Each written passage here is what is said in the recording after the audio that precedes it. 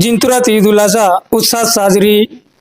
हजारो मुस्लिम समाज बांधवांनी ईदगाह मस्जिदीमध्ये विशेष नमाज अदा करून विश्वशांतीसाठी केली प्रार्थना.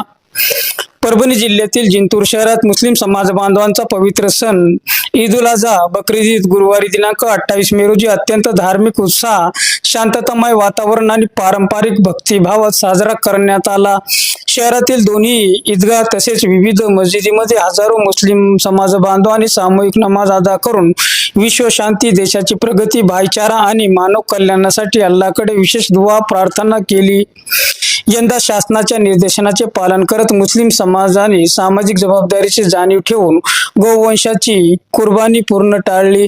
त्याऐवजी बकरा, मेंढी व शेळी यांची कुर्बानीद्वारे ईद उल अजहाची धार्मिक परंपरा पाळण्यात आली. या निर्णयाच्या शहरभरातून स्वागत करण्यात आला. सकाळपासूनच शहरातील विविध मस्जिदीमध्ये भाविकांची मोठी गर्दी दिसून आली.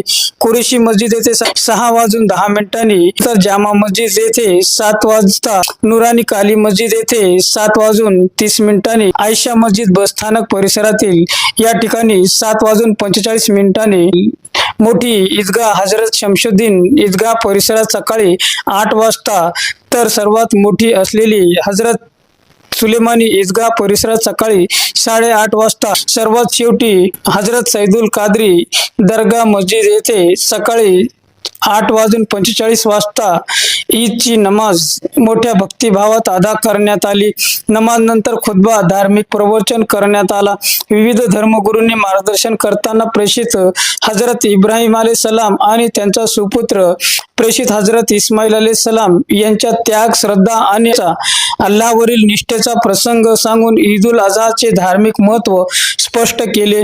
हा सण केवळ कुर्बानीपुरता मर्यादित नसून त्याग, संयम, मानवता, परोपकार आणि गरिबाप्रती सहानुभूती व्यक्त करणारा पवित्र संदेश देणारा सण असल्याचे त्यांनी नमूद केले.